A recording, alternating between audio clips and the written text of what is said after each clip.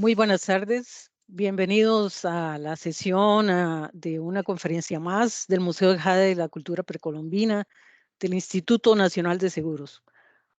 Hoy tenemos la conferencia Las Mercedes en el siglo XVI, evidencias sobre un centro indígena en tiempos de la incursión europea al Caribe central de Costa Rica.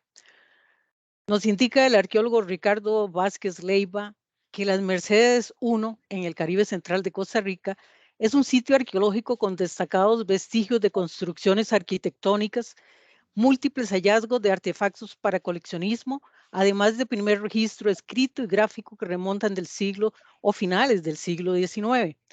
En los 1980, el reconocimiento del sitio tuvo contribuciones sentando las bases para su conservación dentro de la Universidad ERT. Luego de permanecer sujeto a huaquerismo en terrenos con agricultura extensiva, desde esa década arqueólogos postularon la asociación de las Mercedes como SUERRE, un cacique o cacicazgos cuya mención data de la incursión europea a la vertiente Caribe Central en 1543-1544. Investigaciones desde 2005 documentaron el yacimiento con un alto nivel de detalle, tanto en cuanto a arquitectura como a cronología. La adscripción de SUERRE ha sido retomada más recientemente con alusión a posibles indicadores entre signos de pregunta, señala Ricardo, y es en esta presentación donde evidencias atribuibles a la condición del sitio, cuando corría la última parte de la era prehispánica y el siglo XVI, son discutidas a partir de información arqueológica. Ricardo Vázquez es un arqueólogo, doctor en arqueología, y va a ser presentado por nuestra compañera Carolina Castillo. Carolina. Muchas gracias, Virginia. Muy buenas tardes y a todos y a todas. Me permito hacer una breve semblanza de don Ricardo. Don Ricardo Vázquez Leiva fue el primer licenciado con énfasis en arqueología de la Universidad de Costa Rica. Es máster en Le, antropología le ayuda biológica. ¿Perdón? Continúo. Es máster en antropología biológica y doctor en arqueología de la Universidad Estatal de Nueva York en Albany. Es jubilado del Museo Nacional de Costa Rica, donde fue jefe del Departamento de Antropología. Fue también secretario de la Comisión Arqueológica Nacional y consultor para bancos internacionales en temas antropológicos.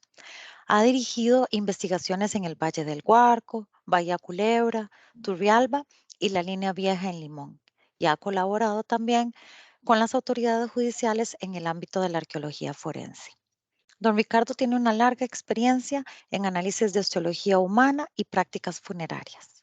Sus temas de interés incluyen el cambio cultural por inmigraciones mesoamericanas en la región de Guanacaste, la larga trayectoria de las variaciones demográficas en Turrialba, el surgimiento de sitios monumentales en la línea vieja y la arqueología de la comunicación mediante vías terrestres y fluviales.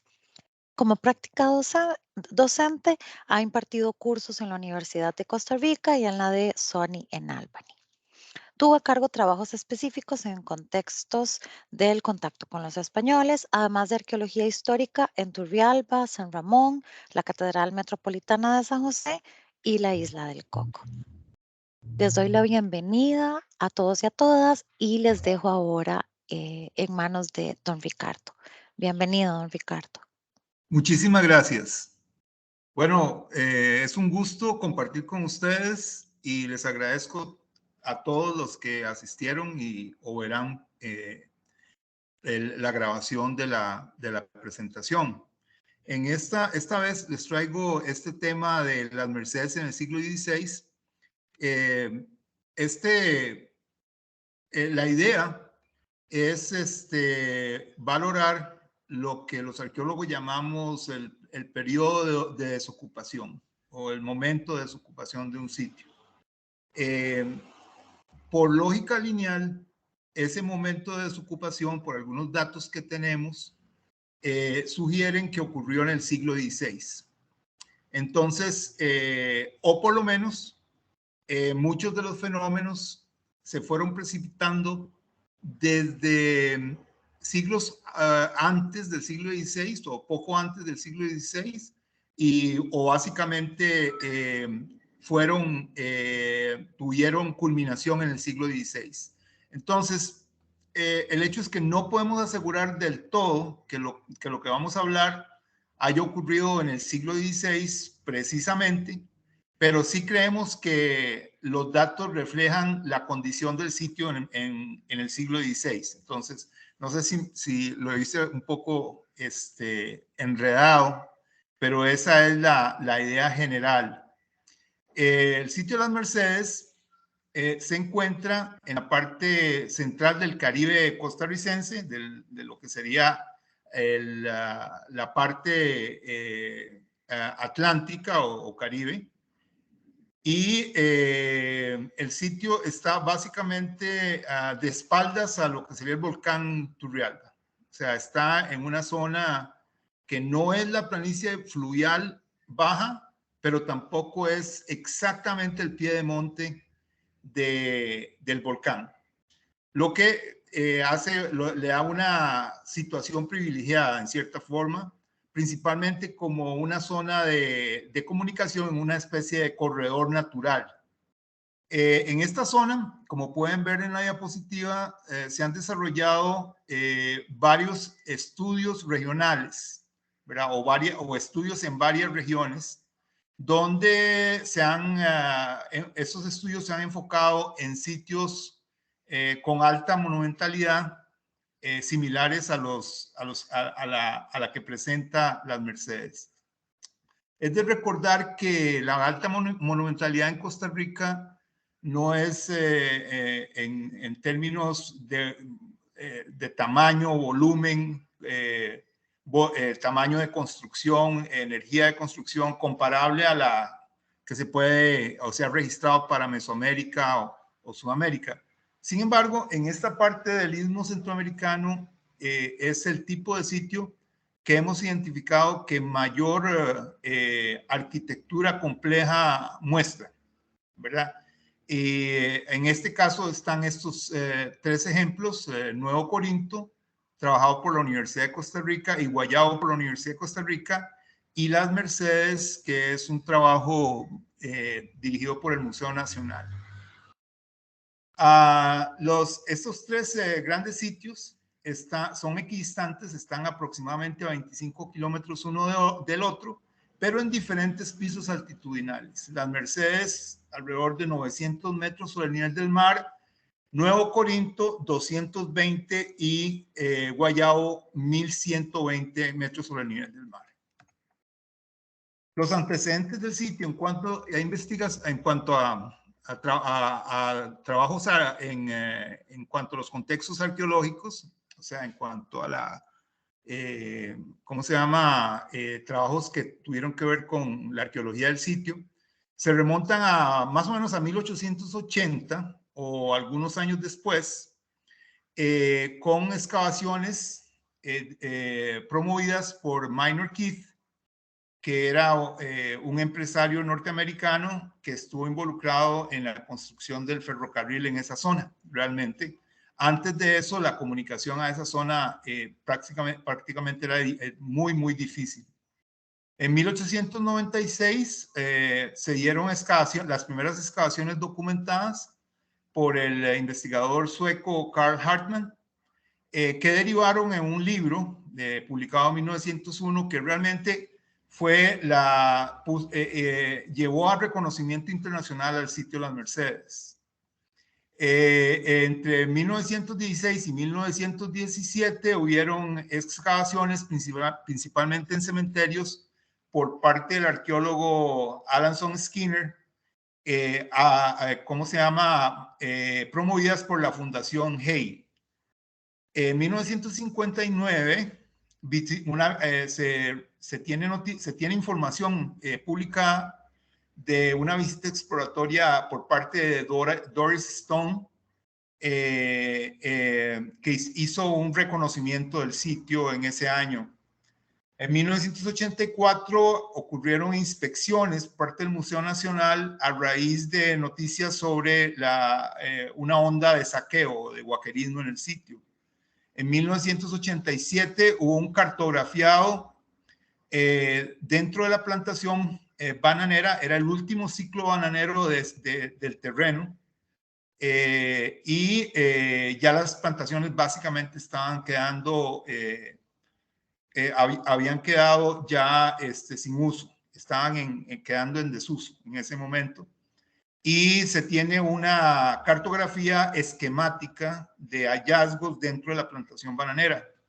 En 1989 hubo una valoración por parte del Museo Nacional para propiciar o explorar el mejor paso de un camino de acceso a los terrenos ya adquiridos para la Universidad de Earth.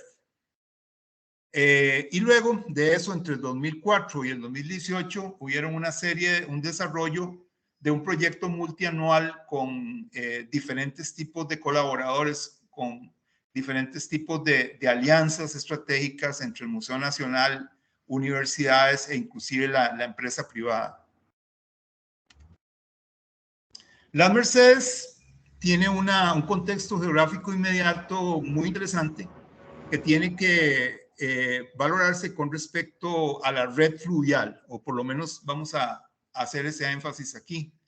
En la diapositiva pueden ver la ubicación del casco arquitectónico del sitio y la presencia de dos calzadas, calzadas que son lineales, ¿verdad? Estas calzadas, si aprecian bien, están básicamente paralelas a la línea del ferrocarril, ¿verdad? Esta línea de ferrocarril cuya construcción pasó por ahí en 1880.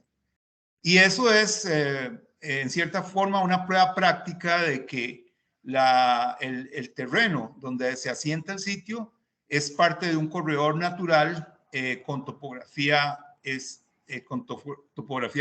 conveniente. Y por lo tanto, debió de haber sido usado como un paso natural sin problemas de irregularidades topográficas, ni muchísimos pantanos, ¿verdad? Con buen drenaje, básicamente en gran parte de la historia registrada del sitio.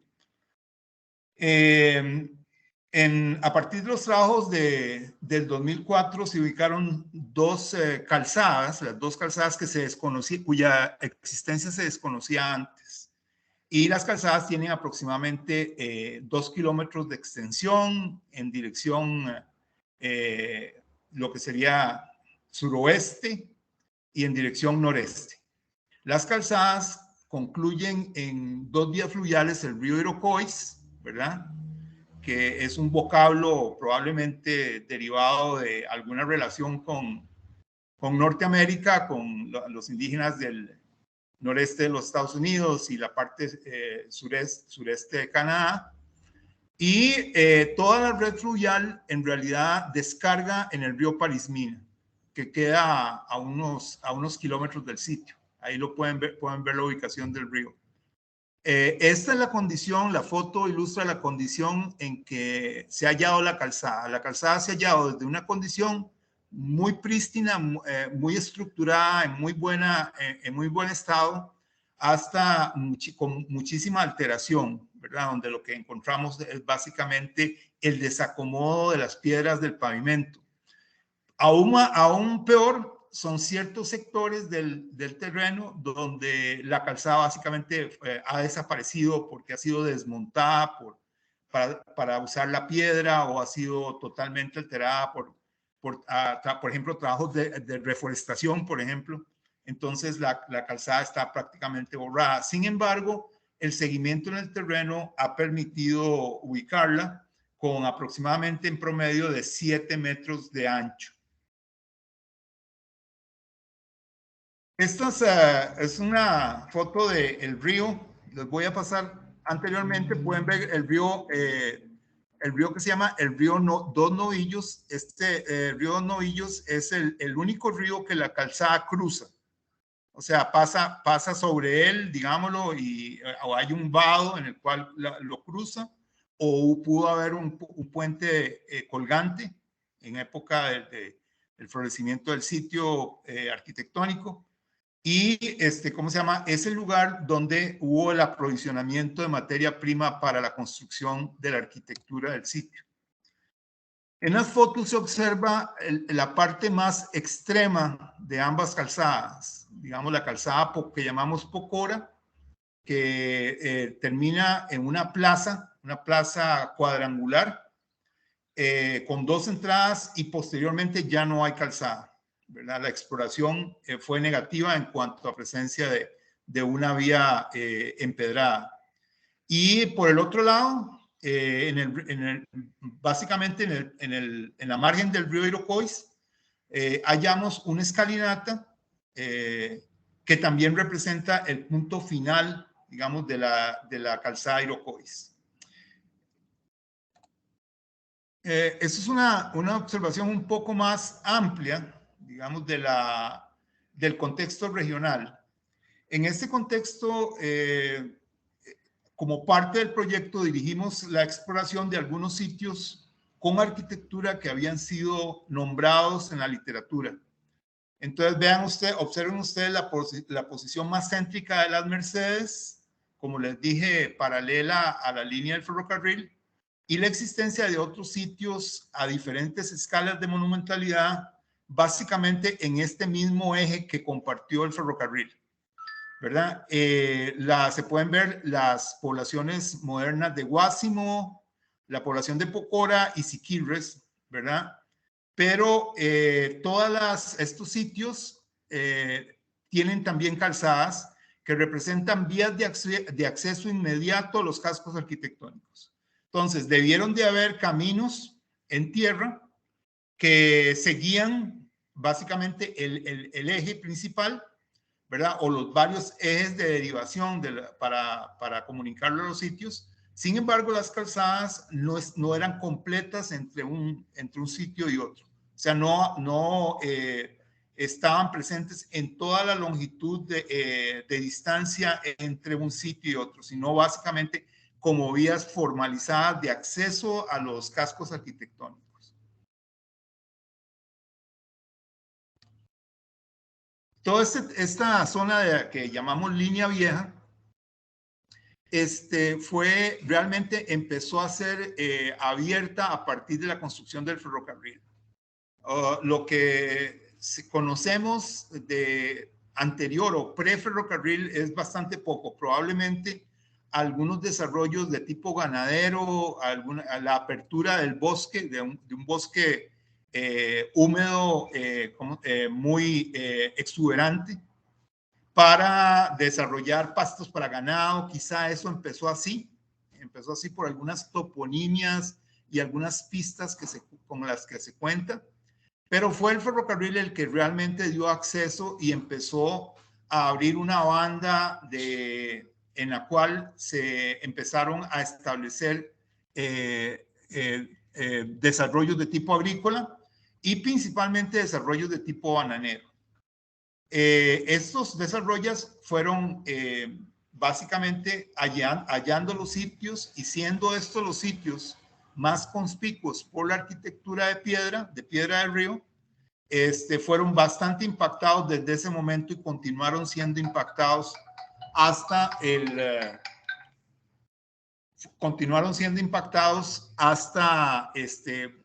la actualidad.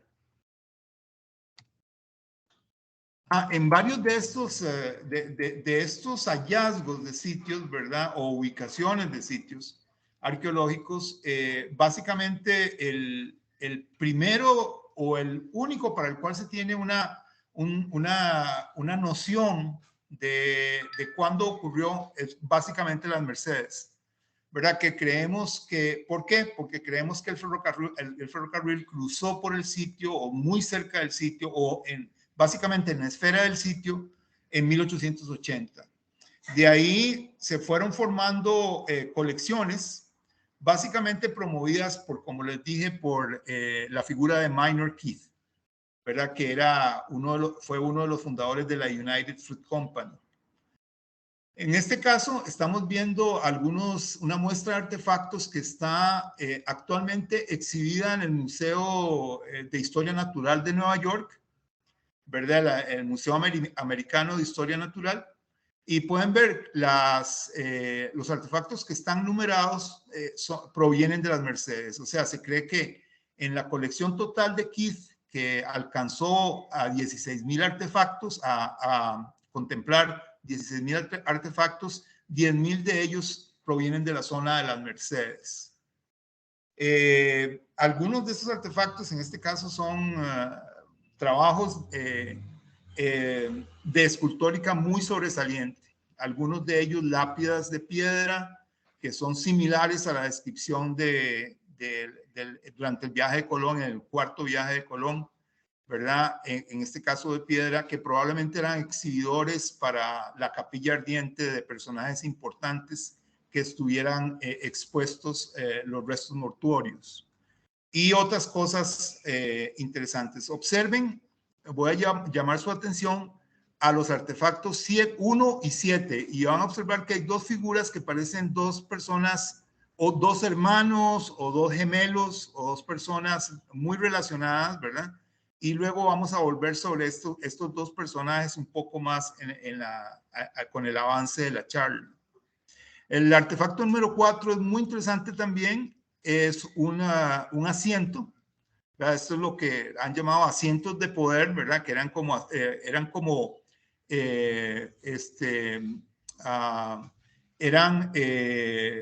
asientos de lujo para personas probablemente de alto rango o personas de la élite, etcétera.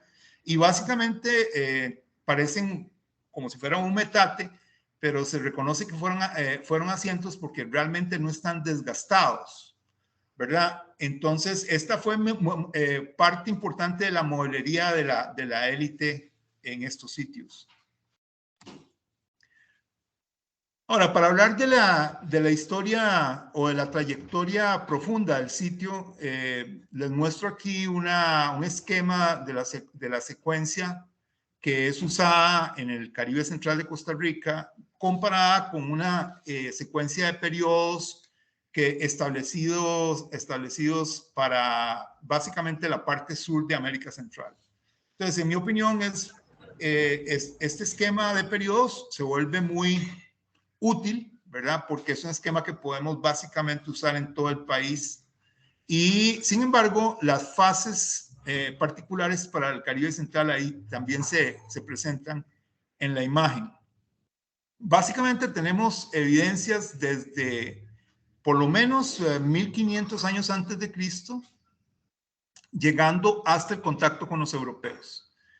A lo largo de esta secuencia tenemos evidencia cerámica, evidencia lítica, para varios de los momentos o periodos o fases se tienen evidencias de radiocarbono, datos de radiocarbono y otros tipos de artefactos que se han encontrado. En el caso superior se hallaron cuentas de vidrio, ¿verdad? O avalorios europeos de vidrio que reflejan o marcan el siglo XVI, ¿verdad? No el siglo XV ni el siglo XVII, sino el siglo XVI por la tipología de los avalorios. Y se ha sugerido que precisamente este tipo de hallazgos podrían estar relacionados con una entrada española entre 1543 y 1544, ¿verdad? Que fue una entrada comandada por una persona, Diego Gutiérrez se llamó. Para que se aclare un poco más esta cronología, les voy a presentar esta otra imagen. En la parte superior se observa el contacto con los europeos, ¿verdad? Y uno de los avalorios, este no es el grupo de avalorios del sitio, pero se pone en un círculo el tipo particular de avalorio que se ha reportado para las Mercedes. Luego de ahí hay una serie de otras evidencias que pueden ser ubicadas por cerámica o por fechas absolutas en varias de las fases. Lo más temprano que se conoce es un tipo de cerámica, digamos que en Costa Rica le llamamos del formativo, que está muy bien representada en el sitio, muy bien representada, con algunos tipos que en otros sitios aparecen en muy baja frecuencia. En las Mercedes han sido hallados no solamente en fragmentos grandes, sino con una alta representatividad. Entonces, esto presenta básicamente lo que es la secuencia de ocupación del sitio. Otra forma de verlo es en una sola excavación. Esta es una trinchera que hicimos en una plataforma arquitectónica del sitio, en una plataforma artificial, y se pueden ver, digamos, básicamente los diferentes periodos representados en una sola excavación, ¿verdad? En la primera parte de la excavación, veamos donde dice suelo oscuro, esto representa el suelo de base natural. Y a partir, digamos, de donde está la letra B hasta la E, son diferentes acreciones, ¿verdad? O momentos en que el relleno artificial fue levantado progresivamente con la presencia de rasgos culturales o depósitos, digamos, en este caso de alfarería. Entonces, este es básicamente un ejemplo en vivo de lo que sería la secuencia del sitio. Pueden ver aquí que uno de los dos cuadros de excavación está un poco deteriorado, y eso fue porque tuvimos que excavarlo un año y volverlo a excavar años después. Lo tuvimos que vaciar, ¿verdad?, para excavar una unidad anexa, y por eso es que se ve un poco deteriorado, mientras que la otra unidad se ve muchísimo más vertical y aplomada. Ok. Lo interesante de las Mercedes es que por los sitios que les mostré a nivel del ámbito regional, pensamos que es un centro, digamos, un centro o un asentamiento principal de un conjunto de asentamientos relacionados. Los asentamientos están relacionados y pueden ser divididos en diferentes niveles dentro de una jerarquía regional.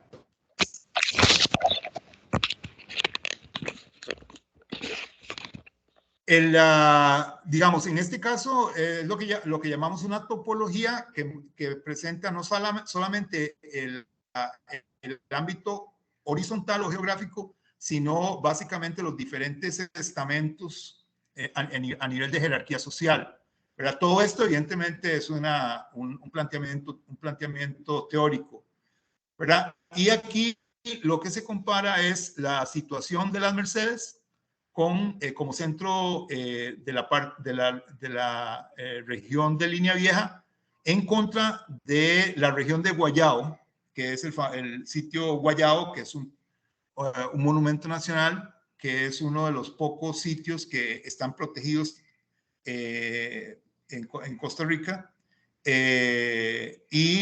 Como ustedes pueden ver, hay una relación similar, aunque de diferente forma, ¿verdad? Hay una serie de sitios de segundo, tercer orden y cuarto orden, teniendo como de primer orden, en este caso, estos centros, las Mercedes y Guayao, ¿verdad? En la imagen anterior, tal vez es importante recalcar en esta imagen que la relación es una relación, digamos, de distancia, es una relación de distancia geográfica. O sea, que no estamos buscando como una especie de un análisis de distancia por afinidad de otro tipo de variables, sino que es básicamente la expresión de la distancia geográfica, ¿verdad? Perfectamente. Este es nada más para ejemplificarles lo que tendríamos como para el área de las Mercedes, para el área de Línea Vieja, como sitios de tercer orden. Entonces son 4 casos de sitios de tercer orden. Entonces son sitios relativamente pequeños, quizá no los más pequeños que hay en el sistema, pero sí sitios con monumentalidad, pero sitios básicamente no muy extensos, ni tan complejos. En algunos de estos sitios destaca la presencia de 2 basamentos mayores que creemos que fueron los lugares para levantar ranchos o edificaciones hechos con materiales perecederos, y en algunos de los casos se notan que están uno junto al otro o muy cercanos. ¿Verdad? Hay un caso en particular que es cercano al río Peje, que se llama el sitio Cairo, que tiene un solo basamento. ¿Verdad? La otra situación que comparten son estas plazas o encierros, ¿verdad? Que están bien asociados a estos dos basamentos principales. Además de la existencia de accesos por caminos pavimentados o calzadas, ¿verdad? Que llegan básicamente a estos grupos arquitectónicos. La gran mayoría con dos calzadas diferentes. Algunas algunas veces en arreglos angulares. ¿Okay? Esta sería la comparación entre Guayabo, o sea, el centro de la región de Guayabo, ¿verdad? Y Las Mercedes, el centro de la región de Línea Vieja. Y pueden ver, digamos, la comparación a escala entre un casco y el otro casco arquitectónico. En el caso de Guayabo, lo interesante en el caso de Guayabo es que hay una zona gris que ha sido poco estudiada, ha sido poco explorada en realidad, aunque realmente está muy, es parte de una área de conservación y no es tampoco una zona tan grande, pero la zona no ha sido bien cartografiada o no ha sido casi que cartografiada, muy poco cartografiada. Entonces, digamos, sin embargo, se puede ver que ambos cascos son relativamente similares en tamaño, ¿verdad? En el casco de Guayabo, lo que a mí más me interesa o me llama la atención, ¿verdad? Son esos dos grandes basamentos que se pueden observar, ¿verdad? Estos dos grandes basamentos que se pueden observar, que son los dos son, cada uno es de 30 metros de diámetro. ¿Ve? Además, hay una plaza, que la plaza fue restaurada recientemente. Esta otra área cuadrangular o angular parece ser una construcción más moderna, entonces no la incluiríamos dentro del análisis prehispánico. Y, sin embargo, está esta plaza y estos dos grandes basamentos duales, esta dualidad de basamentos que son los más grandes de todo el complejo arquitectónico. En el caso de Las Mercedes es un arreglo totalmente diferente. Hay un grupo de estructuras que es el famoso grupo, o el grupo para nosotros costarricenses famoso porque fue cartografiado por Hartmann en 1896. Básicamente quizá una de las primeras cartografiados arqueológicos para el país, y el sitio tiene una zona como básicamente una serie de rasgos o estructuras que lo que están alrededor de lo que parece ser una gran plaza, ¿verdad? Una área de plaza, y las calzadas llegan precisamente al conjunto registrado por Hartmann. Entonces, este conjunto es como está, digámoslo así, lo que sería el lindero suroeste del sitio, ¿verdad? Y el resto de las estructuras están distribuidas, digamos, alrededor de esta zona amplia que quizás hubiera sido como una plaza central.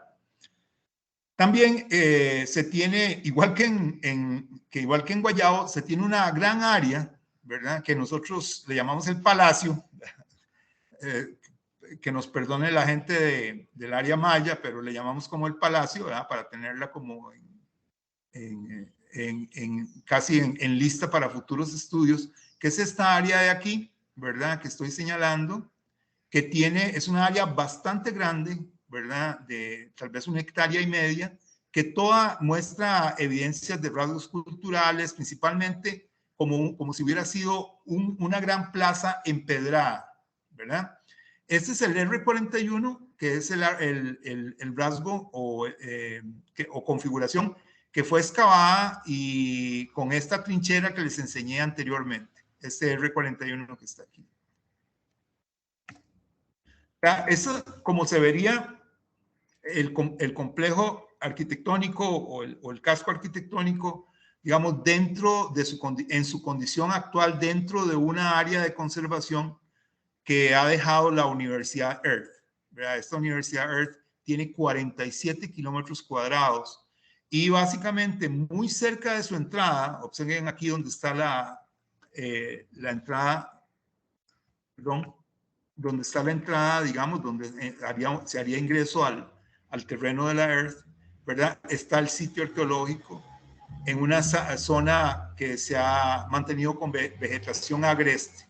Recordemos que esto, más o menos hasta el 89, como les dije antes, era una plantación bananera. Entonces, todo este crecimiento vegetal viene prácticamente desde 1990. Y se puede ver, digamos, dónde estaría ubicada cada estructura, con las dos grandes calzadas, la Iroquois y la Pocora. Adicional a estas dos calzadas, hay otra calzada que fue encontrada con posterioridad que le llamamos la calzada Mercedes, que es una calzada básicamente orientada norte-sur. Y muy interesante porque la calzada accesa al palacio, digamos, a la zona esta de esta gran plaza empedrada que estaría aquí. Nada más comparen porque esta es la plaza empedrada y esto de aquí, que está básicamente junto al sureste de la plaza empedrada, es una cancha de fútbol, ¿verdad? Es una cancha de fútbol de la finca Las Mercedes. Entonces, observen que es más o menos del mismo tamaño de una cancha de fútbol como escala. ¿Verdad?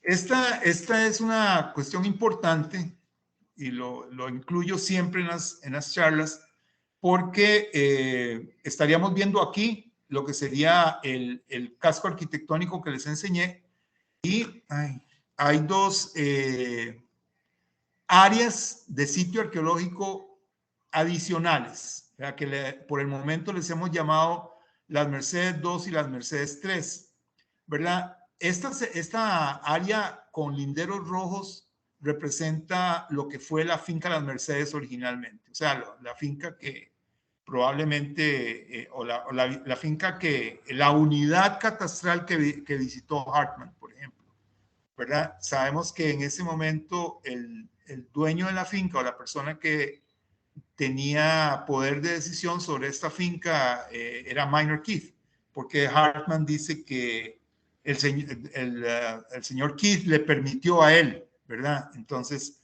fue probablemente un terreno que en su momento, en ese momento, al final del siglo XIX, era propiedad de Minor Keith. Esto es porque algunas personas podrían pensar, digamos que hay mucho una tendencia para pensar lo que llaman ciudades hermanas, o el modelo de ciudades hermanas, ¿verdad? En el sentido de que hubieran dos sitios muy cercanos uno con el otro, de alta monumentalidad e inclusive hubieran caciques muy cercanos que gobernaran los sitios, ¿verdad? En este caso, no se cumple mucho eso porque, digamos, las Mercedes 2 es un sitio eminentemente funerario. En el caso de las Mercedes 3 es un sitio que tiene arquitectura, pero a mucho menor escala que las Mercedes, ¿verdad? Entonces, sin embargo, son sitios que han recibido menor investigación que las Mercedes en este momento, ¿verdad? Ok, este es otro dato importante. Y es el momento para la datación, o sea, si ya tenemos como una imagen geográfica o una idea geográfica de las Mercedes, esta es la forma en que fueron datadas las construcciones. Entonces, básicamente una cala convencional, o lo que llamaríamos una cala estratigrafía o una caseta de telefónica, ¿verdad? Como le decía Ken Flannery, ¿verdad? Pero el hecho está en que lo que estamos es penetrando en el relleno artificial de un basamento y estamos encontrando el contacto con el nivel inferior de tierra natural. Y en el contacto encontramos carbón que estaba básicamente en superficie cuando se depositó el relleno. No sabemos si era una quema de rastrojo para limpiar el terreno, para empezar la construcción, ¿verdad? O otro tipo de quema. Siempre en arqueología pensamos de que pudieron haber cosas de tipo ritual o alguna cosa de inauguración del lugar, pero se ha encontrado en muchos de las excavaciones de este tipo, hemos encontrado este tipo de carbón en la interfase. Entonces, por ejemplo, en este caso, ¿cómo se llama? El carbón dató entre 1220 y 1268 calibrados después de Cristo, ¿verdad? Quiere decir que estamos básicamente en el siglo XIII de la era común, de la era común. Y abajo, debajo de ya en el estrato edáfico natural, hay evidencia de una subestructura más temprana, que de acuerdo a cerámica asociada la ponemos entre 300 y 600 después de Cristo. Entonces, este es el método de datación y esto es básicamente la columna vertebral de la argumentación sobre el sitio, ¿verdad? Recuerden que el sitio es un sitio que fue muy alterado de manera tal que la gran mayoría, o si no todos, los niveles de actividad que están encima de la arquitectura básicamente están deteriorados por la agricultura intensiva y extensiva. Entonces, eso además, el guaquerismo y la erosión de una cantidad astronómica de metros cúbicos de agua al año. Entonces, básicamente estudiar lo que serían las áreas de actividad en la parte superior de los basamentos es prácticamente una tarea muy difícil o casi imposible. Ok, esta es un resumen de las diferentes fechas de construcción de diferentes basamentos monumentales. O sea, por ejemplo, aquí tenemos el basamento 13, ¿verdad? El basamento R12, ¿verdad? Aquí, por ejemplo. Y el basamento R9, etcétera. Son 4 basamentos. Y podemos ver que las fechas se agrupan entre aproximadamente 1000 o 900 hasta 1250 después de Cristo. Entonces, esto parece sugerir que, digamos, que la mayor cantidad de construcciones o de desarrollo infraestructural ocurrió en ese rango, más o menos entre 900 y 1250. Esto indica, además, que básicamente no hubo construcciones en el siglo XVI.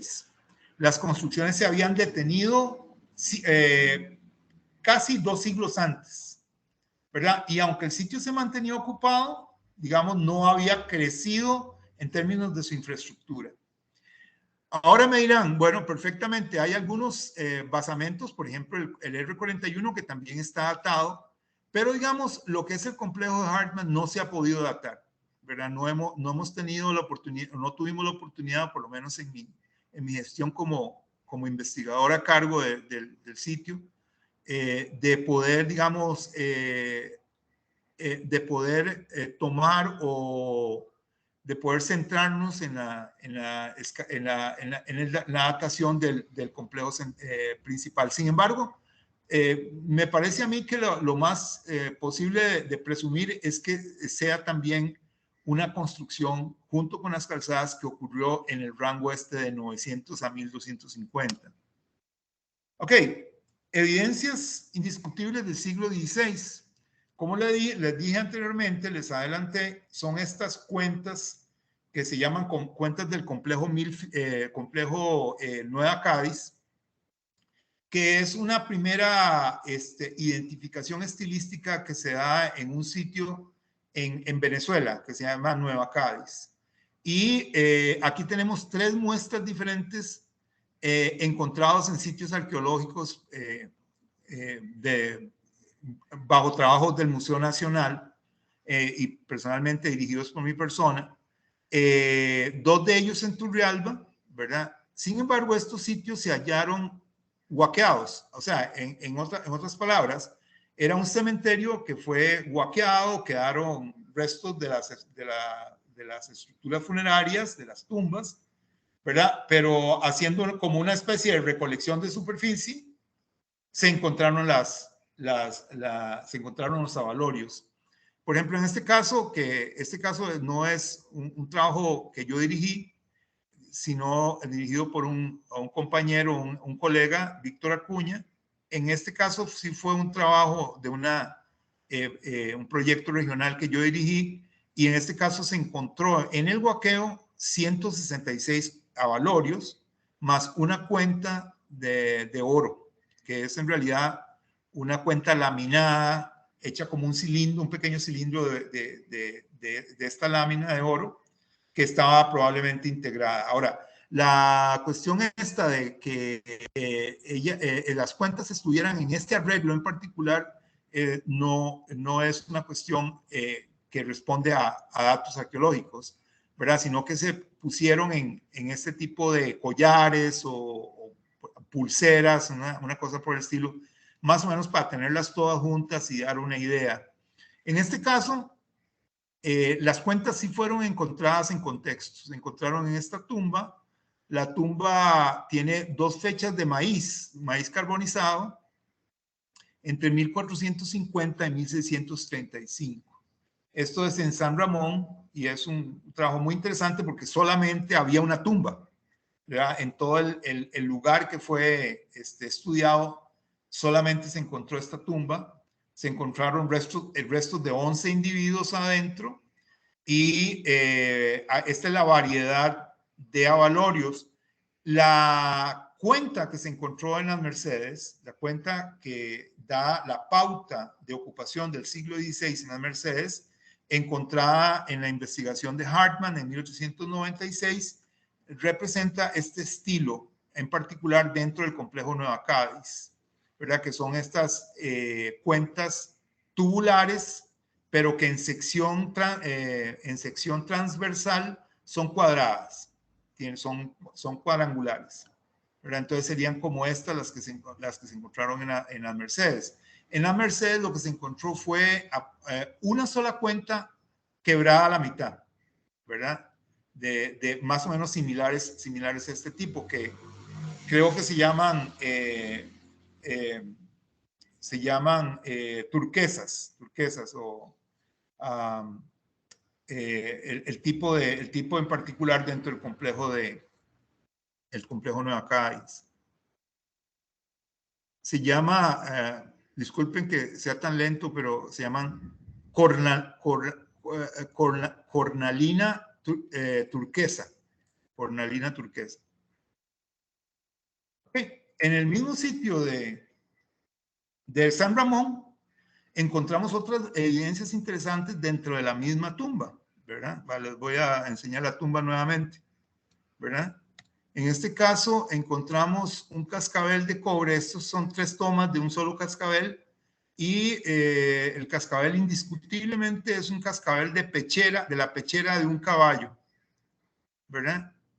Y además encontramos 2 cuñas de hierro, ¿verdad? Esto es bien interesante porque, digamos, el cascabel, al ser de la pechera de un caballo, probablemente era de un oficial español, el caballo, ¿verdad? Y los oficiales españoles tenían una parafernalia, un equipo, digamos, un equipo que involucraba una serie de elementos de metal que pudieron conservarse en el registro arqueológico. Y en el caso de las cuñas, eran herramientas probablemente usadas por los soldados de a pie para partir leña, principalmente, partir leña y, digamos, hacer las fogatas diarias para cocina y pasar la noche, etc. Entonces, una era de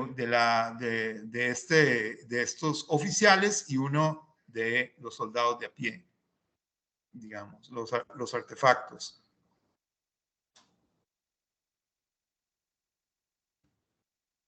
Ok. Sabiendo entonces que hay una evidencia indiscutible del siglo XVI en este avalorio, se ha dicho también que las colecciones en este caso la colección, por ejemplo, de Keith u otras colecciones que se formaron, por ejemplo, por la Fundación Hay, la investigación de Alanson Skinner, y etcétera, y también otros tipos de información de tipo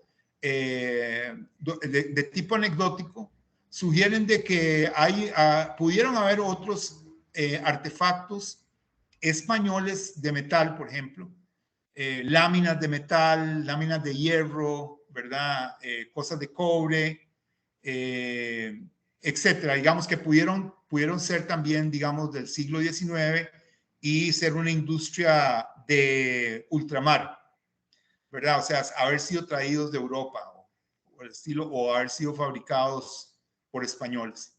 Entonces, estos artefactos, sin embargo, los que son de metal no son tan, yo no he podido encontrar información que permita ver el tipo de artefacto, su tipología, etcétera, qué clase es, qué tipo de artefacto original, de qué tipo de artefacto original provenían o son restos de qué tipo de artefacto, ¿verdad? Pero ahora pasamos a otro aspecto interesante que ya nos va acercando hacia la condición del sitio en el siglo XVI, ¿verdad? O a través del siglo XVI o en las inmediaciones en el siglo XVI y posiblemente un poco después, pero en el siglo XVI, definitivamente. Digamos, esta evidencia es bien interesante. Se trata de la excavación de lo que llamamos el R1, que era el basamento que está en el centro del complejo, donde confluyen las dos calzadas, excavado por Hartmann. Entonces, creo yo que este es Hartmann, ¿verdad? Pero, digamos, puede ser otra persona que posó, pero por la altura y las características físicas, la ropa, me parece que podría ser Hartmann. Y observen ¿cómo se llama? Objetos de piedra que están básicamente ahí, ¿verdad? Y dos de esos objetos corresponden a estas dos esculturas, ¿verdad? Entonces, Hartmann indica que el basamento tenía una altura máxima de 5,5 metros y un diámetro de 30 metros, ¿verdad? Eso quiere decir que este basamento, que parece ser uno de los basamentos y no el basamento principal del complejo, de todo el sitio, básicamente tiene el mismo diámetro que los dos basamentos sobre los cuales mencioné para Guayao. O sea, que había como una especie de dimensión arquetípica del diámetro de este tipo de basamentos principales.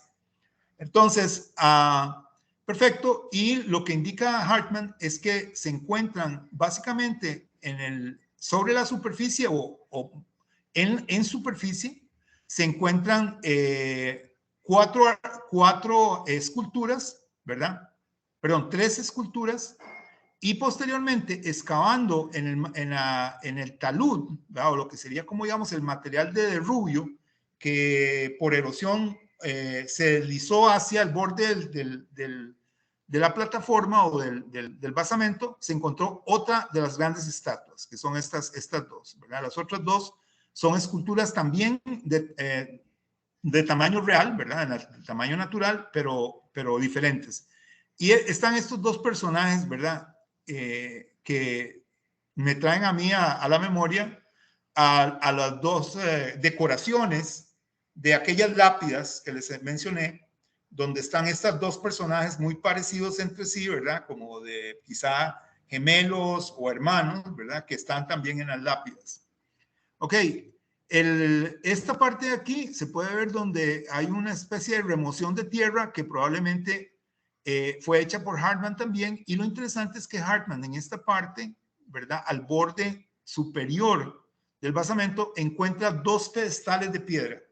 Y los pedestales eran básicamente donde estaban insertadas las esculturas, ¿verdad? Él le llama sockets, ¿verdad? Es como donde estaban insertadas. Y en uno de las dos, ¿cómo se llama? Pedestales, estaba esta la parte inferior de una de las piernas de este individuo. Lo interesante es que en esta aquí se presenta en el libro de Hartman de 1901, se presenta sin esa parte, pero esa parte es la que él dice y vincula claramente a este individuo que él le llama el individuo más robusto, que estaba básicamente en ese pedestal. Okay, esta es la condición de estos artefactos en la exhibición del Museo de Arqueología y Etnología de Estocolmo en Suecia. Están como una especie de lobby. No es porque yo los haya ido a ver, pero es una foto cedida por un colega. Y observen que todavía, digamos, les hace falta las mismas partes, pero él dice que esta parte, esta pierna en particular, la pierna que llega, cuya fractura llega hasta la rodilla, fue recuperada, ¿verdad? Pero no entiendo por qué no se le, ¿cómo se llama? No se incluyó dentro de lo que sería la conservación o la restauración de la escultura. Como pueden ver, son esculturas bastante voluminosas, que miden 1,80 centímetros de altura. Entonces, estas dos esculturas básicamente fueron estuvieron en la última fase del sitio, ¿verdad? Porque su hallazgo básicamente es en superficie o básicamente colapsadas desde la parte superior, ¿verdad? O empujadas desde la parte superior, ¿verdad? Y que básicamente estaban aflorando. Entonces, digamos, por pura deducción forense, se puede establecer que estas esculturas llegaron hasta muy tarde en la historia, en la historia indígena del sitio, ¿verdad? Hasta que ellas fueron abatidas, fueron empujadas, abatidas, quebradas, o como dice Hartman, fueron mutiladas, ¿verdad? Entonces, este tipo de esculturas es probablemente una evidencia del siglo XVI. Aquí, para tratar esto, vean qué interesante. Este es el plano de Hartman en gris, ¿verdad? Esta es la planimetría de Hartman. Y lo demás, con curvas de nivel, es un modelo, lo que llaman ahora los topógrafos, un modelo de superficie hecho con estación total, ¿verdad? Entonces, ya el montículo, este basamento R1 ya no tiene esta forma, sino que fue tractoreado, le pasaron tractor para poner una milpa en el año, probablemente alrededor del año 84. Pero, digamos, dado el registro de Hartman, podemos reconstruir todo nuevamente con una visión de alturas, una visión topográfica.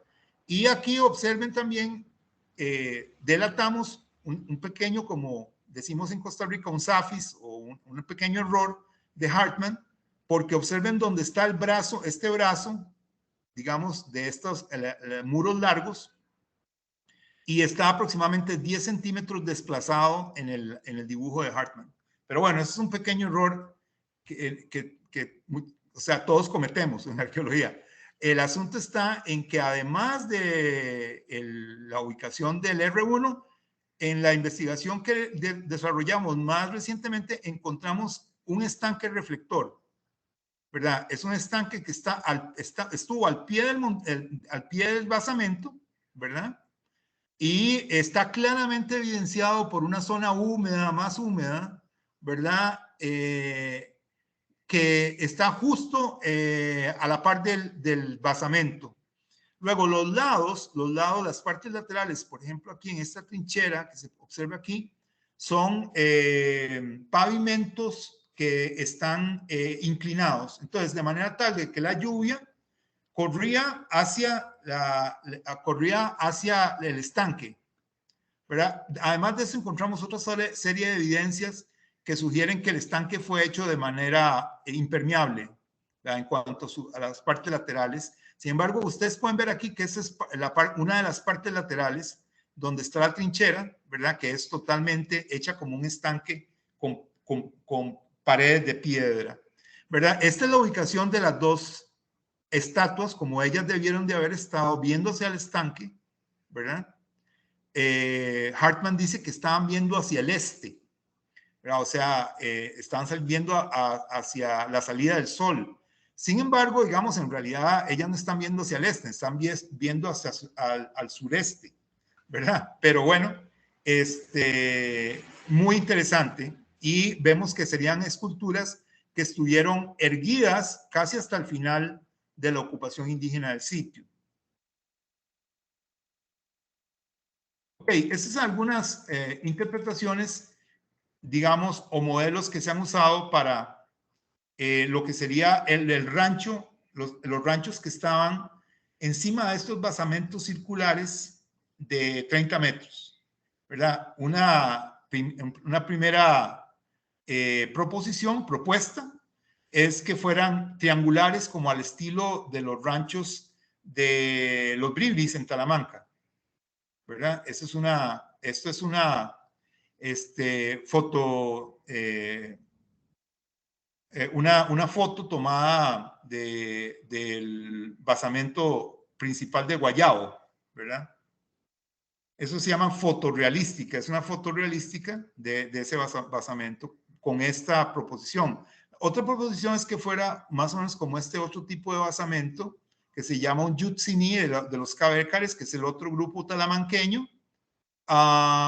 Y es muy interesante porque es un rancho muy, muy fresco, ¿verdad? Que tiene ventilación, ¿verdad? Al mismo tiempo tiene privacidad y tenía 2 entradas. De hecho, el rancho, el basamento de Guayabo tiene 2 entradas, ¿verdad?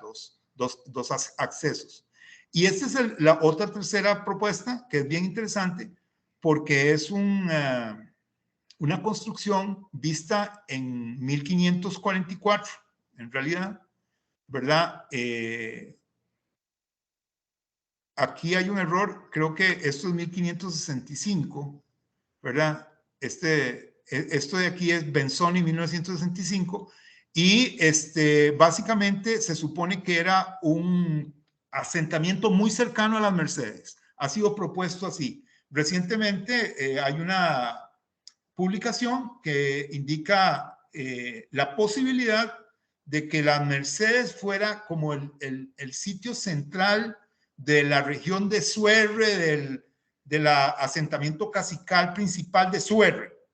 Suerre es un nombre que ¿cómo se llama? Que se oyó, que los españoles oyeron, entiendo yo, ¿verdad? Desde muy temprano, y lo individualizaron como si fuera un asentamiento importante con mucho oro, y a la par, justo a la par de lo que sería la zona de Veragua, o sea, que estuviera, está lo que fue el ducado de Veragua, y justo a la par, un poco más, digamos, al noroeste, sobre la costa caribe, estuviera otra gran región rica en recursos y etcétera, ¿verdad? Que se llama, que lo identifican como Suerre, ¿verdad? De hecho, hay algunos historiadores que indican que, ¿verdad? Por ejemplo, que esta región de Suerre fue más bien como una especie de una forma de atraer la atención, ¿verdad? De atraer la atención como una zona con altas riquezas, etcétera, ¿verdad?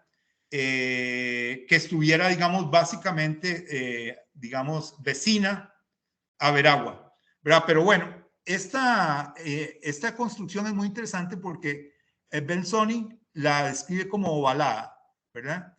Y en el artículo recientemente escrito, lo que se dice es que es análoga a algunos registros de ranchos Cabécar, también, igual que este otro rancho de aquí, ¿verdad?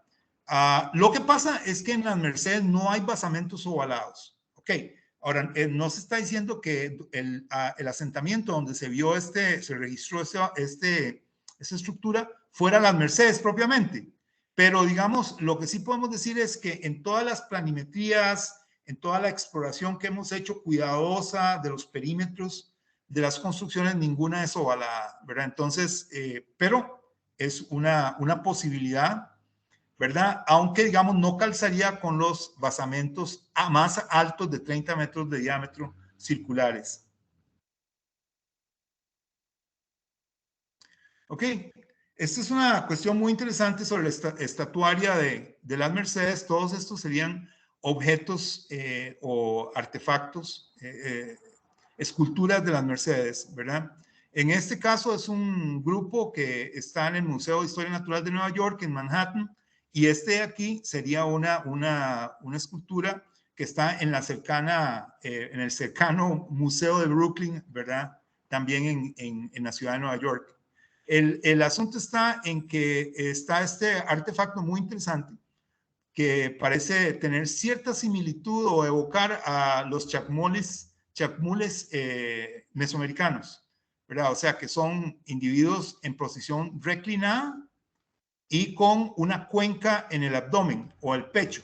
Esto es básicamente alguien me va a decir, no, pero no se parecen a los chacmules, digamos, por ejemplo, mesoamericanos, porque ellos no están totalmente reclinados. Claro, es una cuestión que hay una coincidencia entre estos elementos, ¿verdad? Y que evoca esos chacmules, ¿verdad? Sobre eso hemos escrito un artículo en relación a la posibilidad de que hayan sido inspirados en los chacmules mesoamericanos. Pero bueno, el asunto está en que lo más interesante de estos artefactos es que muchos de ellos o varios de ellos son de escala natural y además son, ¿cómo se llama? Representan personajes enmascarados, ¿verdad? Estos personajes enmascarados muchas veces con estas cabezas colgantes, ¿verdad? Con estos tejidos, estas fajas tejidas puestas transversalmente sobre el pecho y además lo que parecen ser tatuajes o pintura corporal, ¿verdad? Obsérvenlo aquí, que es un tatuaje maravilloso, ¿verdad? De una serpiente, probablemente una terciopelo. Entonces, además, se puede observar que algunos tienen unas máscaras aviarias, ¿verdad? En este caso, una máscara evidentemente de una ave arpía. Y aquí otro individuo que está mutilado, pero tiene los ojos redondos, ¿verdad? Que sugieren que sea una representación aviaria también, ¿verdad? Mientras este otro, que es este mismo que está aquí en una fotografía que pude tomar ahí en el Museo de Brooklyn, la máscara es una máscara felina, ¿ok?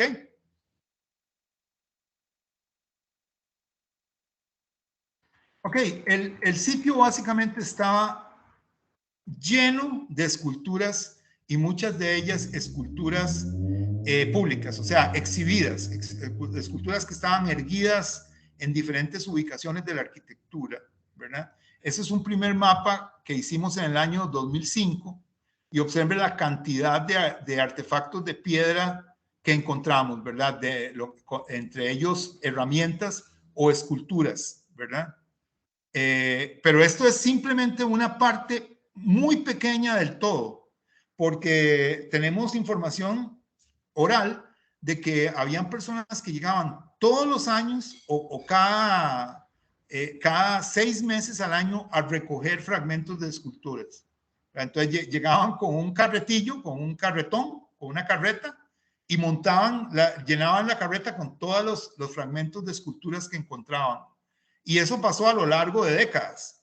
Entonces, sin embargo, todavía en nuestra primera investigación de escuela de campo del 2005, pudimos encontrar muchísimos restos de este tipo de escultórica y artefactos de piedra. Okay. Este es un ejemplo interesante y tal vez me van a decir que tal vez estoy explicando esto demasiado, pero es la única escultura de tamaño natural que hemos encontrado con registro de hallazgo, ¿verdad? En una ubicación que sugiera que estaba puesta, básicamente erguida en una ubicación arquitectónica. Hay otras personas que me pueden decir, no es la única. En otros sitios de Costa Rica, del Caribe Central, se han encontrado en cementerios, en tumbas, etcétera. Bueno, pero estamos hablando de dos características fundamentales: su tamaño natural y que estuviera en una ubicación arquitectónica, no básicamente en una tumba. Probablemente estaba, o lo que interpretamos es que estaba caída, ¿verdad?, en la entrada de un encierro, de una plaza. Observen, esta es una plaza gigantesca del sitio Anita Grande y hay una referencia, no es lo mismo, ¿verdad? Esta es una plaza otra plaza que está como aproximadamente a 200 metros de la primera, pero en estas dos ubicaciones habían estatuas similares que están descritas están consignadas en el trabajo de Skinner. Están consignadas en el trabajo de Skinner como estatuas que fueron removidas de las partes, de los lados, de los flancos de la entrada de esta encierro o plaza. Y aquí es la corroboración de ello, ¿verdad? Entonces, vean qué interesante, porque son individuos con estas máscaras, digo yo, porque, digamos, no creo que sean transmutaciones, pero máscaras de felino también, con este pelo, ¿verdad? Rizado, perdón, con este pelo rizado, ¿verdad? Muy al estilo actual, ¿verdad? Hay personas que usan el pelo de manera idéntica en la actualidad, con las sienes rapadas, ¿verdad? Y la famosa banda, ¿verdad? Transversal con la cabeza, ya sea que fuera una cabeza reducida, que no creo, pero quizá la cabeza, la representación de un ancestro o algo por el estilo, ¿verdad? Entonces, perfecto. Esto me parece que es muy importante para el resto de la argumentación. Esta es una foto de una de las plazas de las Mercedes. La plaza está cerca del R1. Y aquí hay un grupo como de 20 personas de la Universidad de Costa Rica visitando. Quiere decir que la plaza en su totalidad podía albergar hasta 100 personas. Y estaba totalmente empedrada. La plaza estaba totalmente empedrada. En uno de los extremos, en lo que parece ser una rampa, digamos, de salida de la plaza, se encontraron estos dos artefactos. Este de aquí, que se interpreta como la efigie de un asiento, de los que llamé asientos de poder, o se le han llamado asientos de poder, o asientos de la élite, ¿verdad? Mobiliario de la élite, pero de tiburón, ¿verdad? Claro, el río Dos Novillos, que les enseñé al principio, como afluente del París-Mina, llega al Caribe, ¿verdad? Y luego aquí este otro artefacto, que es un chacmul, otro del tipo chacmul, ¿verdad? Que se encontró básicamente formando lo que hubiera sido como una piedra del pavimento. O sea, estaba volteado, ¿verdad? Estaba invertido. Aquí es el momento en que se está recuperando el artefacto, y aquí se puede ver mejor, ¿verdad? Este es el momento, este es el doctor Robert Rosenzweig, que es la persona que colaboró con nosotros por parte de la Universidad Estatal de Nueva York en Albany, y ese es el momento básicamente, digamos, después del hallazgo. Y la escultura, aun cuando estaba oculta, había sido básicamente sacada de circulación, había sido removida de su contexto público, ¿verdad? La escultura no fue dañada, ¿verdad? O sea, ella no fue mutilada, pero sí fue sacada de circulación y puesta como una piedra de pavimento. ¿Okay? Estas son otras esculturas del mismo tipo que no tienen proveniencia, o sea, no tienen contexto, pero están en el repositorio del Museo Nacional. Ok, ya vamos a terminar. Este es otro aspecto interesante. Después de trabajar muchos años, como nos pasa a muchos arqueólogos, o sea, que trabajamos en sitios durante décadas y de repente empezamos a ver cosas que no vimos en esas décadas, ¿verdad? Es que parece ser que muchos de los elementos en las Mercedes, que están alrededor de esta plaza central que les digo, están realmente tienen dos partes, tienen dos componentes. Uno que sería un basamento alto, y luego un basamento más bajo anexo, ¿verdad? A esto le hemos llamado el modelo de casa-patio. Entonces, básicamente, en todos estos que ubico aquí en color, destaco aquí en color verde, tienen esta condición dual de casa-patio, ¿verdad? Ese es el ejemplo, uno de los ejemplos más claros, porque entre el R14 y el R43, que el 43 sería el patio y el 14 la casa, están conectadas por una escalinata bastante bien constituida, que es la única escalinata encontrada en el sitio, ¿verdad?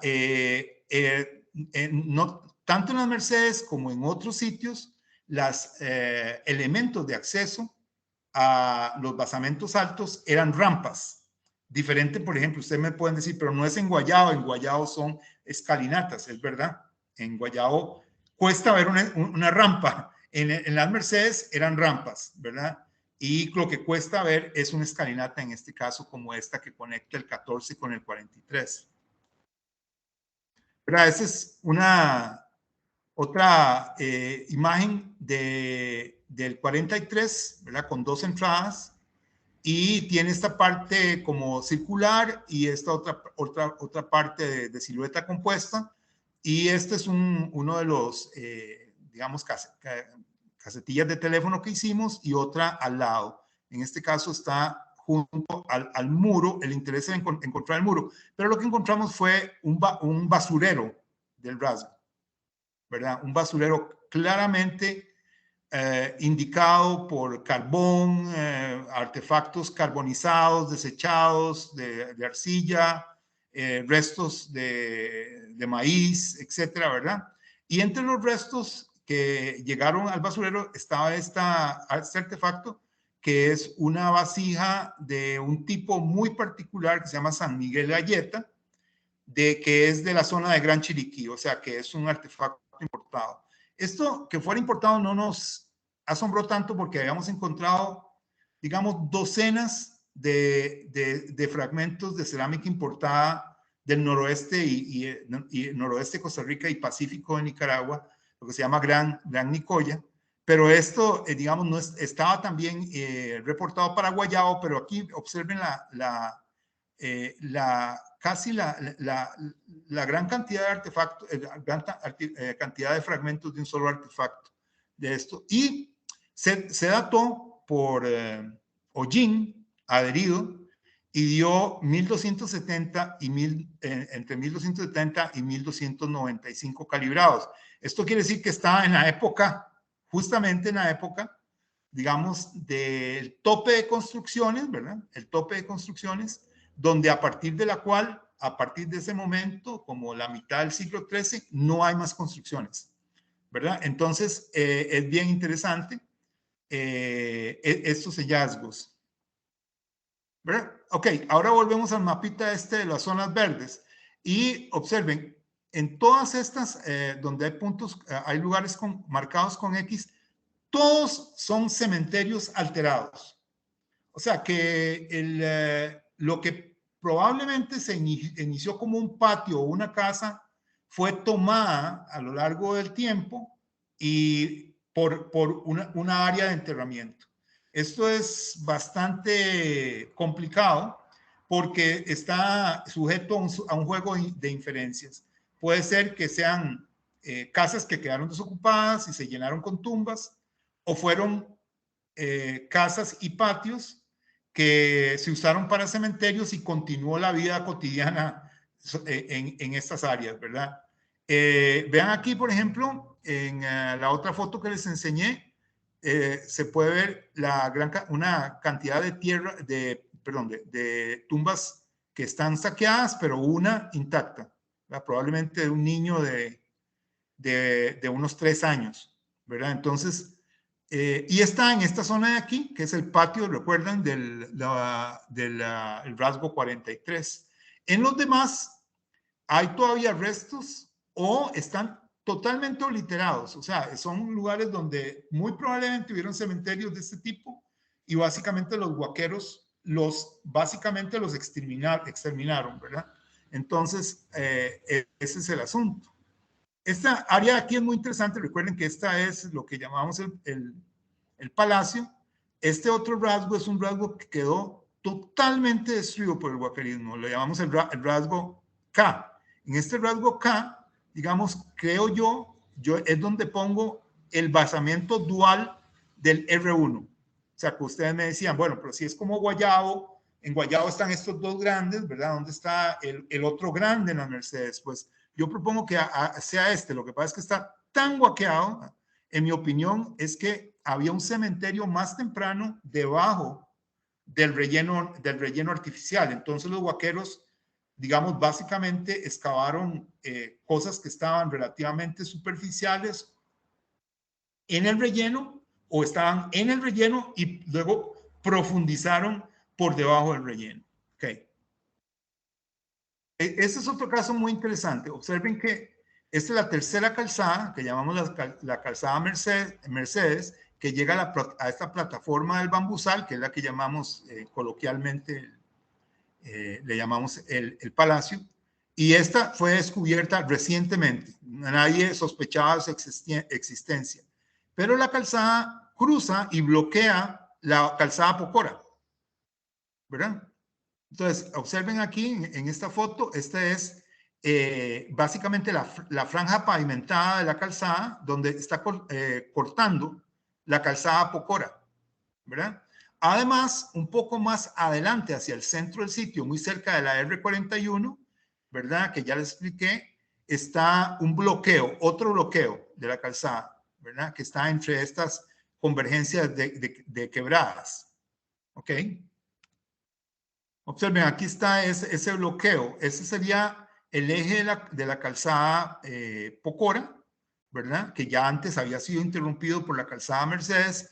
Y esta es una construcción, ¿verdad? Una construcción que está encima de la calzada. Entonces, observen cómo está, digamos, la construcción a nivel de una plataforma cuadrangular que descansa, ¿verdad? En un relleno, una capa de relleno, y por debajo del relleno lo que sería la subestructura de la calzada Pocora. ¿Verdad? Ese es un ejemplo ya en un corte estratigráfico donde está, digamos, la estructura de bloqueo, ¿verdad? Esa construcción de bloqueo, y por debajo el nivel de la calzada separado por un relleno artificial entre los dos. Ok, conclusiones. Entonces, las Mercedes evidencia una larga trayectoria de ocupación hasta el desarrollo y caída del complejo de construcciones. Dicho desarrollo da indicios de corresponder al centro de un sistema regional de cacicazgo con extensas calzadas para visitación y arquitectura demostrativa.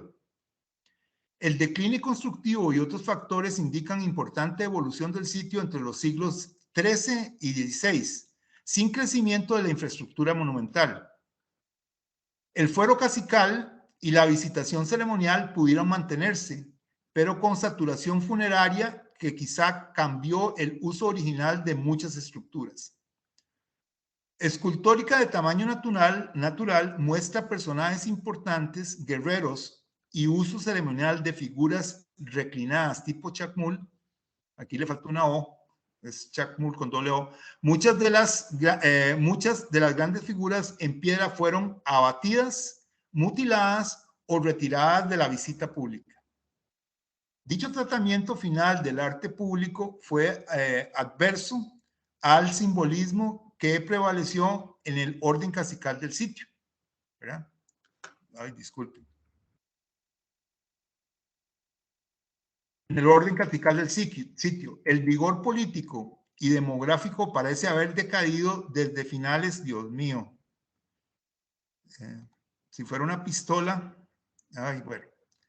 O sea, parece haber decaído desde principios, desde el siglo XIII hasta el siglo XVI. Muchas gracias. Muchas gracias, Ricardo.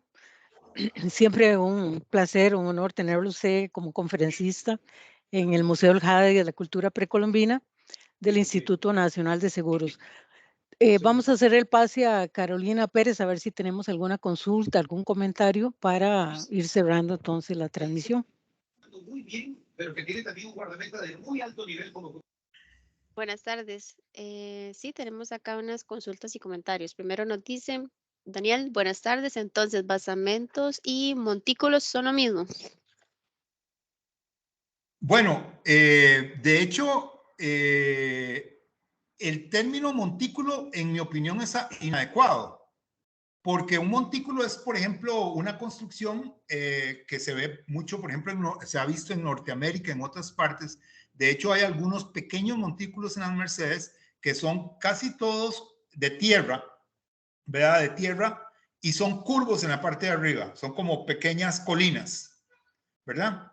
Y básicamente pueden estar encima de contextos funerarios, pero estos basamentos tienen muro de contención de piedra, ¿verdad? Y eran básicamente como un queque, ¿verdad? Eran, a los lados eran verticales o quizá un poco inclinados, ¿verdad? Ahí es materia de debate, si esa inclinación se debe a la erosión a lo largo del tiempo o en realidad era un recurso estructural, y planos en la parte de arriba, ¿verdad? Estos basamentos además pueden ser circulares, pueden tener silueta compuesta, también como los que vemos, algunos de los que hemos visto, por ejemplo, hay un caso particular en las Mercedes. Entonces me parece que montículo es un término que se vino usando a partir de las investigaciones en Guayao más tempranas, ¿verdad? Por don Carlos Aguilar, etcétera.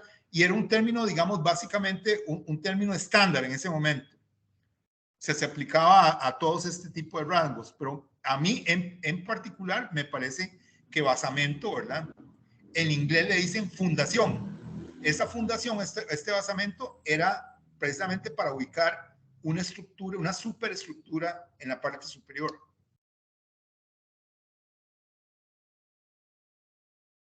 Gracias, Ricardo. Vamos a hacer acá, bueno, dos preguntas.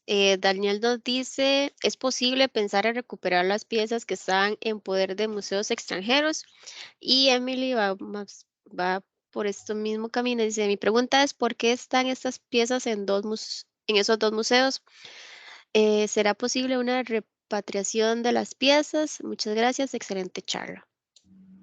Sí, esto es bien interesante. Pues, bueno, a mí es que me ha fascinado esto de este sitio, porque cuando uno empieza, tiene todos estos diferentes, digámoslo así, componentes. Tiene un componente, digamos, que es las piezas, esta colección inmensa que fue excavada en el sitio.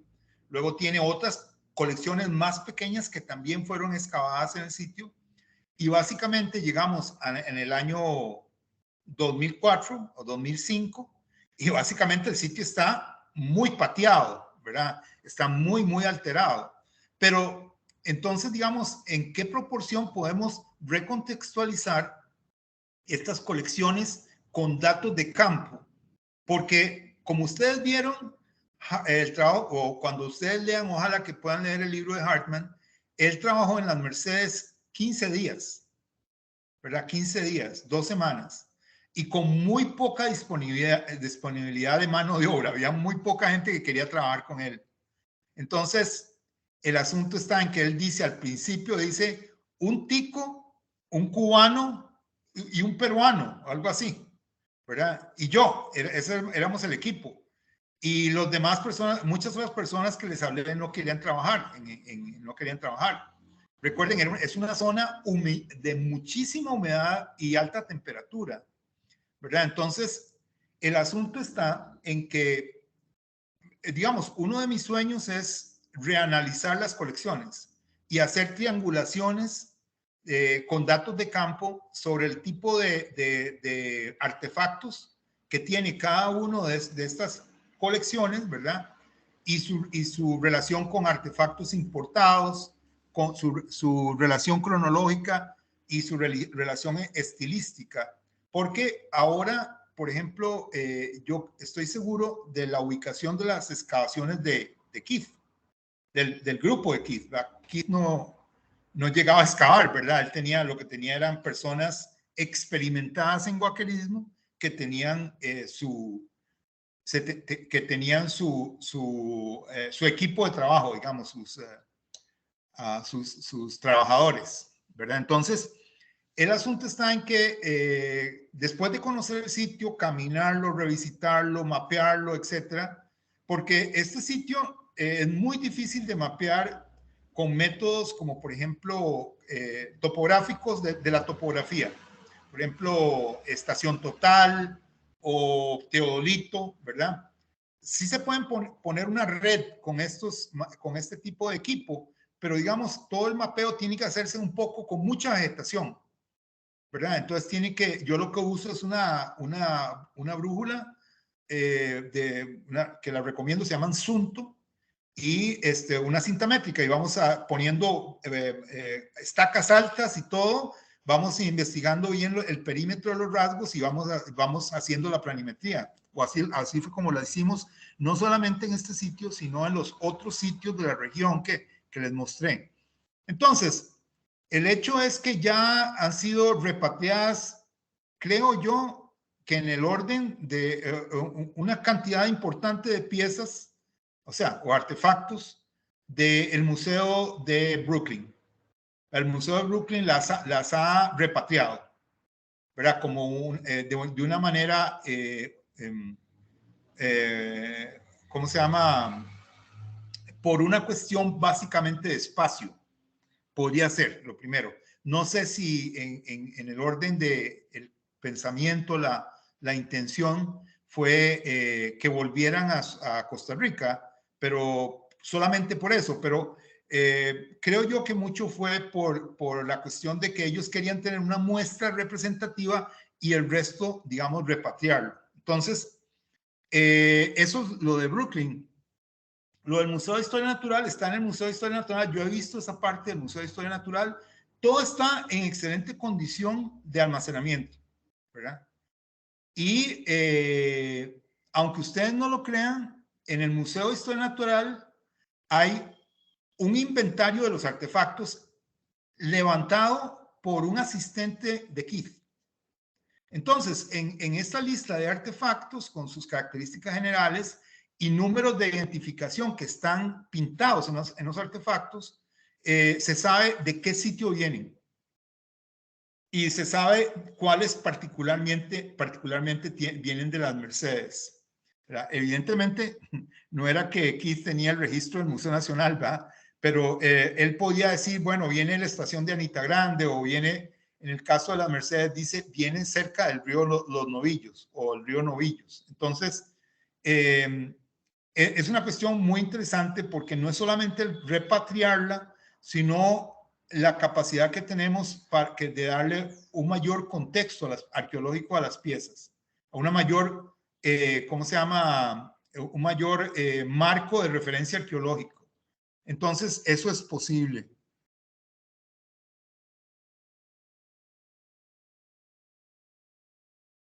Gracias, Ricardo. Bueno, por acá nos decía Eugenio Ibarra, gracias Ricardo por su detallada exposición arqueológica, he aprendido mucho. También nos preguntaban si podemos dar su correo electrónico. Sí, claro, ¿se acuerda? Estaba en la primera diapositiva. Okay. Igual se lo voy a poner acá en el chat a los que están interesados. Sí, con mucho gusto. Y vamos a ver si hay otras consultas y comentarios. Igual si alguna persona quiere que nosotros le enviemos la respuesta, nos puede dejar igual el correo. Y última consulta. Hola, ¿cuál es el material cultural asociado a las calzadas? El material cultural, sí, bueno, las calzadas, por ejemplo, los sacbés mayas, ¿verdad? Por ejemplo, en esta zona más cercana a nosotros, ¿verdad? Porque recuerde que hay redes de caminos empedrados, por ejemplo, en los Andes, ¿verdad? Bueno, los famosos caminos romanos, ¿verdad? Que tenían toda esta red de comunicación, digamos, en todo el Imperio Romano o en gran parte. Etcétera, ¿verdad? Hay muchas partes en el mundo donde hay caminos empedrados.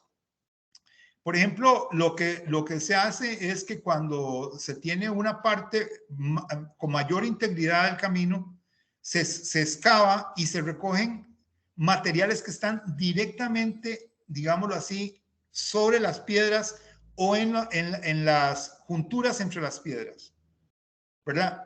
Porque eso, la idea con eso más básica es que se pueda fechar, o sea, que básicamente que por los estilos de la cerámica, el tipo de cerámica, se haga la inferencia de que los fragmentos son del mismo periodo que las calzadas, ¿verdad? En el caso de las calzadas, digamos, no se ha intentado hacerlo por esta sobreposición para encontrar carbón debajo. O sea, carbón que esté exactamente debajo de la calzada, pero es una posibilidad, ¿verdad? Es una posibilidad. Como le digo, cuando empezamos en el 2005 a hacer estas calas con la intención de ver si funcionaba la datación mediante este material carbonizado en las interfaces, la interfase natural y la interfase de relleno de construcción, no teníamos mucha esperanza de que diera que fuera consistente. Pues digamos, conforme fuimos excavando y usando este método, que es un método relativamente simple y fácil de ejecutar y no es presupuestariamente accesible, pudimos encontrar que había una gran redundancia en las fechas extraídas de esa manera, ¿verdad? Entonces, por eso hemos llegado a esta cuestión de 900 a 1250. Hay personas, por ejemplo, Rob Rosenzweig, que él piensa que todavía es mucho más ajustable, tal vez a 1200, ¿verdad? Porque realmente recuerde que lo que estamos hablando es de fechas de carbono, dataciones de carbono 14 o análisis de carbono 14. Estas dataciones dan un rango, una desviación estándar. Entonces, digamos, da un rango, digamos, no es una fecha única y precisa, ¿verdad? Sino que hay un rango como de 30 años para abajo y para arriba, que para que sea, digamos, todavía tenga una probabilidad más alta de involucrar la fecha que necesitamos es de 60 para arriba y 60 para abajo, ¿verdad? Y luego ya viene lo que llaman una calibración, que sería muy largo explicarlo aquí, pero digamos es las fechas que yo estoy mostrando. Entonces, digamos, un rango cómodo es más o menos entre 900 y a 1250, ¿verdad? Para la construcción de todas estas obras. Muchas de ellas fueron construidas, digamos, como al 1000, otras al 1200, ¿verdad? O sea, en ese momento había un apogeo constructivo, digamos que el sitio fue aumentando en infraestructura, pero después del 1200, 1250, básicamente no hubo más desarrollo constructivo, ¿verdad? Entonces eso es muy interesante. Y les quiero, para terminar, decir que en otros sitios que hemos datado igual de la región, las fechas son coincidentes. Por ejemplo, ahora tenemos datado un sitio que se llama Portón Iberia o La Iberia, ¿verdad? Suena un poco raro que se llame La Iberia, pero así se llama el lugar, se llama Portón Iberia. Entonces, en este sitio, La Iberia, tenemos tenemos muestras de los mismos contextos que son contemporáneas a las fechas de las Mercedes. Y también tenemos de otro sitio muy interesante que se llama Anita Grande, que fue un sitio inicialmente identificado por Skinner, ¿verdad? Pero en una pequeña fracción del sitio. El sitio es muchísimo más grande. Entonces fue realmente emocionante poder, a partir de estos pedacitos que menciona Skinner, llegar a hacer una planimetría muchísimo más comprensiva. Y también las fechas, son 4 fechas que también coinciden en el tiempo con el apogeo en las Mercedes. Entonces parece ser un fenómeno regional.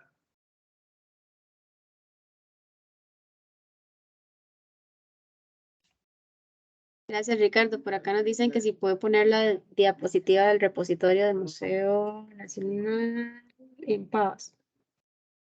¿En Pavas? Sí. No tengo ninguna del Museo Nacional en Pavas. lo que tengo es la diapositiva del Museo de Brooklyn. Digamos, esta es la exhibición del museo en Estocolmo, que actualmente se llama Museo de Arqueología y Etnología, pero en el momento de Hartman se llamaba Museo de Arqueología, Museo Real de Arqueología de Estocolmo, ¿verdad? Y luego, okay. Y aquí está estas fotos, digamos, las dos fotos de abajo las tomé yo, una en el Museo de Historia Natural, este está exhibido, ¿verdad? Este chacmul impresionante. O sea, su tamaño y peso hasta que uno se queda impresionado. De hecho, está en la exhibición por algo, ¿verdad?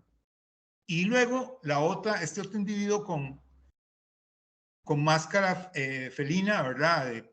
¿Cómo se llama? Está en el repositorio, digamos, en la bodega del Museo de Brooklyn, ¿verdad? Entonces hay que cruzar el puente de Brooklyn y llegar ahí desde el museo en Manhattan, que es muy interesante. Ahora, lo que pasó de esto es que era una sola colección y Keith, ¿verdad? Esa es una historia que no se sabía, yo no la sabía, pero al hablar con los curadores en el Museo de Historia Natural, Keith dona la colección al museo. Él dijo, cuando me muera, désenla al Museo de Historia Natural. Y como le digo, eran como 16,000 piezas, ¿verdad? Entonces, o 16,000 artefactos. Entonces, la cuestión está en que él se muere y en el mismo año que es el colapso de la bolsa de valores en 1929.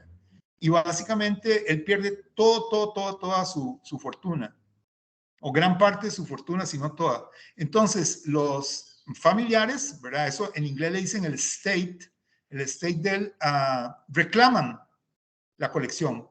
Entonces, la reclaman, se la dan a un anticuario. Un anticuario es un comerciante de antigüedades, y esta persona la divide en 4 y le da a cada cuarta parte, la pone en un museo, la vende a un museo diferente.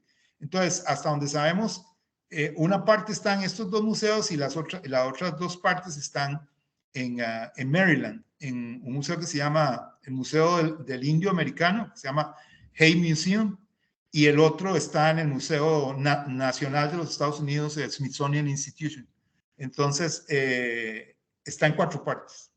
Pero la colección, nadie conoce, digamos, exactamente la dimensión de la colección, porque puede ser que lo que conocemos son como estas estatuas grandotas, ¿verdad? Y artefactos como los que han llegado repatriados, pero muy probablemente hay otros tipos de artefactos. Por ejemplo, hay orfebrería, ¿verdad? O metalurgia, y también pueden haber artefactos más tempranos, porque recuerden que el sitio tiene una secuencia muy profunda. Entonces, probablemente habían zonas funerarias de otros periodos o contextos de otros periodos. Entonces, digamos, es una cuestión realmente impresionante que no se ha explorado. O sea, a mí me encantaría explorarla, pero estamos ahora en un proceso de armar un proyecto para hacer este tipo de estudio, ¿verdad? Con la colección Keith y conociendo mejor las Mercedes. Muchas gracias, Ricardo. Muchas gracias a todas las personas que nos hicieron los comentarios y consultas. Se nos acaba el tiempo y no podemos atenderlas todas, pero acá pueden igual dejar su correo y podemos atenderlas con la ayuda de Ricardo. Le doy el pase a Vicky. Nuevamente, muchas gracias, Ricardo, por su tiempo y realmente esta disertación nos sirve, le sirve a los colegas arqueólogos y también un poco para conocer el sitio Las Mercedes en el siglo XVI, que creo que quedó muy claro. Falta mucha investigación, Ricardo, que creo que usted está en esa línea todavía. Y muchas gracias a todos por haberse conectado en este ciclo de conferencias. Por supuesto, Ricardo siempre está anuente a brindar mucho la información que está compilando en sus proyectos y creo que por este medio lo canalizamos y lo invitamos nuevamente, Ricardo, para que podamos responder todas esas consultas. Ahí le haremos llegar las consultas que hayan quedado pendientes para que usted le conteste a las personas. Muchas gracias y muchas gracias a todos y muchas gracias, Ricardo, nuevamente, y buenas tardes a todos. Hasta luego.